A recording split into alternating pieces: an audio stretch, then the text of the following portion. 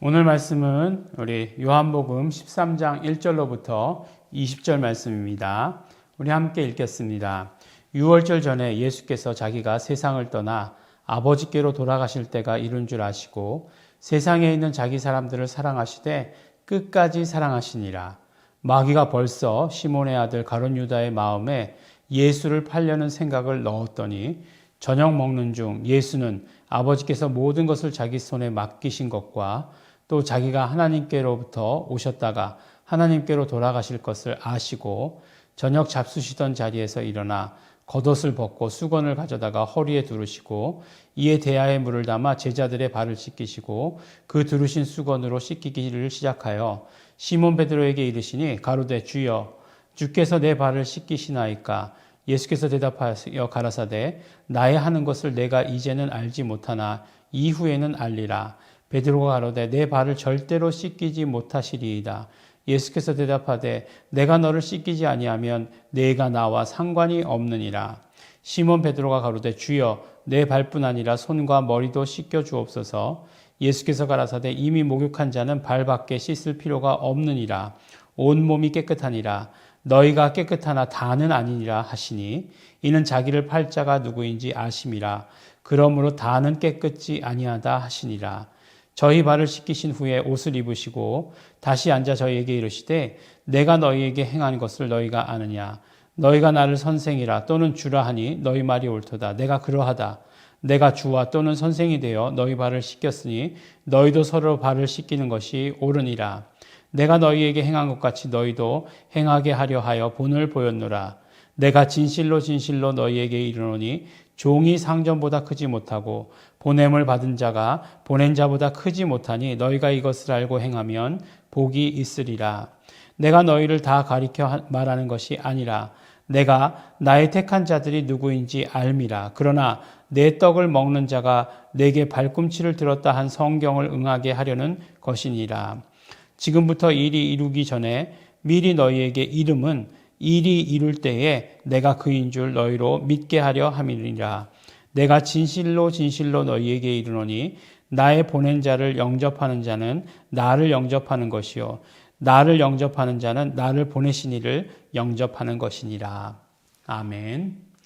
네, 오늘 우리가 이제 요한복음 13장 긴 말씀을 함께 읽었습니다. 이제 상황이 급박하게 돌아가고 있죠. 근데 그 급박한 상황 가운데서 예수님께서는 예수님의 제자들의 발을 씻기시는 것을 우리에게 보여주십니다. 발을 씻기는 것이 어떻게 중요할까? 이게 어떤 의미일까? 우리는 세족식 이렇게 얘기하는데, 그게 어떤 의미일까? 네, 굉장히 궁금하기도 합니다. 근데 보니까 처음 1절 말씀에 이런 말씀이 있어요. 이제 예수님께서 자기가 세상을 떠나 아버지께로 돌아가실 때가 이른 줄을 아시고, 네. 그러니까 예수님께서는 처음에도 말씀드렸지만 예수님의 때에 대해서 정확하게 아시는 분이셨어요. 그래서 정말 예수님께서 이제 십자가에 돌아가실 그때 예수님의 그 영광을 얻으실 때가 언제인지 아셨다라고 이렇게 말씀드렸습니다. 바로 그 때라고 하는 것. 예수님의 때라고 하는 것은 분명히 그 모든 어떤 여건들이 성숙했을 그 때를 말씀하는 것이에요. 이제 사람들의 어떤 믿음, 그 다음에 예수님께서 반복해서 말씀하시는 것들을 제자들이 받아들이는 것, 이런 것들이 이루어지는 그런 때를 말씀하는 것입니다. 근데 그때가 이르렀을 때에 세상에 있는 자기 사람들을 사랑하시되 끝까지 사랑하시니라 라고 이렇게 말씀해 주십니다. 도대체 예수님의 사람들은 누굴까요? 자기 사람들 이렇게 말씀하셨으니까 분명히 예수님의 사람들인데 세상에 있는 자기 사람들을 사랑하시되 끝까지 사랑하시니라 라고 이렇게 말씀을 해 주십니다. 예수님께서 사랑하신다는 게 어떤 것일까? 네. 우리가 사랑받는다 라고 하면 그 사랑받는 그런 느낌이 있잖아요. 나는 정말 사랑받고 있어. 네. 그래서 우리 아이들도 보면 사랑받고 큰 아이들은 뭔가 이렇게 달라요. 이게 참 어렸을 때 되게 사랑받고 컸구나 라고 하는 것이 눈에 보입니다. 그런 건가? 예수님께로부터 받는 사랑도 그런 건가? 네. 그렇게 생각을 해봐요. 근데 보면 사랑에 대해서 말씀하실 때 사랑은 분명히 이 땅에 없었다라고 이렇게 얘기합니다. 원래 없었다. 원래 사랑은 하나님께 속한 것이다 라고 말씀하세요. 그래서 하나님께로부터 왔다라고 이렇게 이야기합니다. 그래서 결국 사랑이라고 하는 것은 그럼 무엇이냐? 사랑이라고 하는 것은 하나님께로부터 왔다는 것이 무엇을 말하는 것이냐? 하나님 것이란 얘기겠죠. 물론 하나님 것이란 얘기인데 그것이 무엇을 말씀하시는 것이냐? 결국 사랑이라고 하는 것은 하나님의 삼위일체 하나님의 서로 사랑을 말씀하는 거예요. 네. 그러니까 그 사랑이라는 게 이 땅에 없었다. 당연히 없었죠. 그런 어떤 껍데기 같은 것들만 있었지만 그러나 진짜 사랑은 무엇이냐면 하나님께서 하나님을 사랑하시는 것이에요. 예. 그러니까 삼위일체 하나님께서 서로 사랑하시는 것 그것이다라고 이렇게 이야기할 수 있는 것이죠.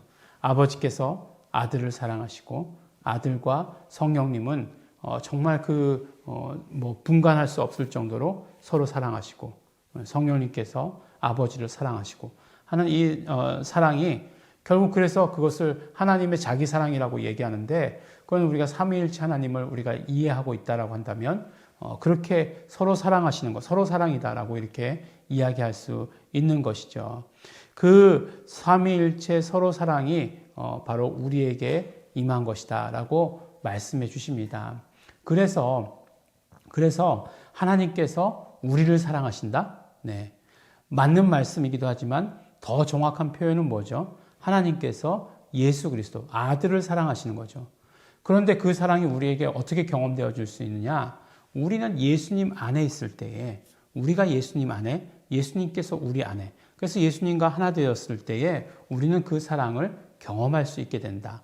하나님의 사랑을 입게 된다라고 이렇게 말씀해 주세요. 그래서 예수님께서 이제 17장에 가시면 예수님의 기도가 나오지 않습니까? 또 요한복음의 전체 주제가 그거예요. 네, 그것에 대해서 그것이 무엇인지에 대해서 우리에게 잘 이야기를 해주십니다. 사실 사랑이다 이렇게 얘기하면 정말 예수님께서 우리를 사랑해 주실 때 끝까지 사랑해 주십니다. 네, 나는 무슨 일을 할지라도 예수님께서 끝까지 사랑해 주십니다. 라고 말하는 게 훨씬 더 우리에게 감동이 있을지도 몰라요. 네, 훨씬 더 아침에 이 말씀을 들으면서 그래 예수님께서 나를 끝까지 사랑해 주셔. 내가 무슨 짓을 하든지 간에 예수님께서 사랑해 주셔 라고 하면 우리 마음에 위안이 되고 좋을지는 모르겠지만 그러나 사실은 무엇이냐? 우리에게 임하는 사랑은 하나님의 사랑이라는 거예요. 우리가 알지 못하고 우리가 경험해 보지 못하고 그런 사랑이에요. 그런데 그런 완전한 사랑을 우리가 어떻게 하면 얻을 수 있느냐? 바로 예수 그리스도 안에 있을 때다라고 이렇게 말씀을 해주십니다. 그래서 이제 맨 마지막 절에 보면 뭐라고 말씀하시냐면 나의 보낸 자를 영접하는 자는 나를 영접하는 것이요 나를 영접하는 자는 나를 보내신 이를 영접하는 것이다 라고 이렇게 말씀하세요. 이 말씀을 자세히 이렇게 읽어보면 이제 한글 성경들 번역을 보면 나의 보낸 자라고 이렇게 얘기했으니까 나의 보낸 사람까지도 이렇게 확대가 되더라고요. 예, 그렇게까지 번역을 계속 해나가더라고요. 그러니까 이게 개역 한글인데 나의 보낸 자 이렇게 됐는데 벌써 새 번역에 오면은 나의 보낸 사람, 내가 보낸 사람 이렇게 되더라고요. 그러면서 성경을 보면서 이게 사람을 얘기하는 걸까? 이런 생각을 했었어요. 왜냐하면 사람을 얘기하는 거라고 생각해서 예수님께서 이제 천사들을 보낸다라고 얘기하시잖아요. 네. 그래서 우리 교회에도 가끔가다 천사들이 많이 오세요. 네. 그래서 우리는 이제 오시면 천사들이 오셨다. 근데 이제 교회가 점점 좋아지다 보니까 어떻게 되죠? 그 건물을 지키시는 분도 계시고 하니까 우리 교회까지 들어오지 못하시는 거예요. 그 천사분들이. 큰일이죠. 네. 예수님의 보내신 자를 경비하시는 분들이 다 막고 있는 거죠. 네. 근데 이제 사람이라고 생각하면 안 되고요. 우리가 이제 요한복음 13장이 지나고 14장이 되면 14장부터는 본격적으로 누구에 대해서 말씀해 주죠? 성령님에 대해서 말씀해 주시죠. 근데 13장서부터 성령님에 대해서 말씀해 주시는 거죠. 그래서 성령님은 바로 예수 이름을 가지고 오신 자예요. 내가 가면 보내겠다 말씀하셨잖아요. 계속 내가 가면 보내신다 이 말씀하셨잖아요. 보혜사 성령님. 그러니까 예수님께서 보내시는 분 성령님, 우리가 성령님을 영접하면 성령님을 보내신 예수님을 영접하는 것이고, 예수님을 영접하면 예수님을 보내신 아버지를 영접하는 것이다 라고 이렇게 말씀해 주십니다. 이 말씀이 어디에 써져 있죠? 사도 바울의 서신서 중에 써져 있잖아요. 고린도전서 12장이죠. 고린도전서 12장에 써져 있는 이 말씀이 그대로 우리에게 있어서도, 요한복음에 있어서도 그렇게 기록되어 있다라고 하는 것을 말씀해 주십니다. 근데 이게 더 중요한 것은 무엇이죠? 왜 그런가? 어떻게 그럴 수 있는가? 어떻게 예수님께서 보내신 분을 영접하면 예수님을 영접하는 것이 되고, 예수님을 영접하면 하나님을 영접하는 것이 되는가? 서로 사랑하시기 때문에 그런 거죠. 예. 그 밑에 깔려 있는 것은 서로가 서로를 사랑하시기 때문에, 예. 그렇기 때문에 우리가 그 성령님을 영접하면, 그래서 성령님을 영접함으로 말미암아 예수님을 믿으면 하나님의 사랑을 받게 되는 것이다 라고 이렇게 우리에게 말씀해 주시고 계십니다. 우리가 어떻게 하면 그 하나님의 사랑 가운데 들어갈 수 있다고요? 성령 충만하고 예수님을 영접하면, 그러면 우리가 그 하나님의 사랑 가운데 임하게 된다. 우리가 사랑을 받게 된다 라고 이렇게 말씀해 주십니다. 그 어느 때보다도 하나님의 사랑이 필요한 때입니다. 네. 이 땅에 정말 인류가 살아온 인류 역사 가운데서 사람들이 그렇게 얘기해요.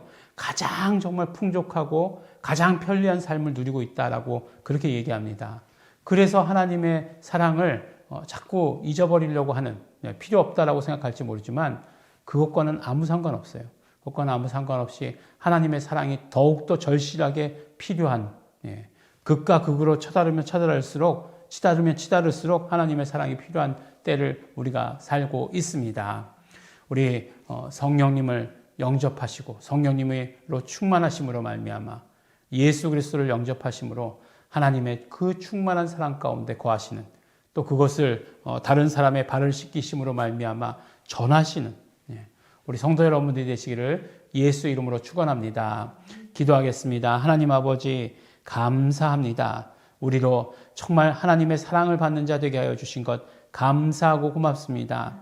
예수 그리스도와 하나됨으로 말미암아 하나님의 사랑 가운데 거하게 하여 주신 것 감사하고 고맙습니다. 충만하신 하나님의 사랑 가운데 거할 수 있도록 성령 충만케 하여 주시옵시고, 예수 내 구주 부르게 하여 주시옵시고, 예수님과 그러므로 하나 되고 연합되는 자 될 수 있도록 아버지 축복하여 주시옵소서. 감사드립니다. 예수님 이름으로 기도드렸습니다. 아멘. 우리 이 시간 우리 함께 기도하실 때 그러므로 성령 충만하겠습니다. 오늘도 성령 충만한 하루가 되겠습니다.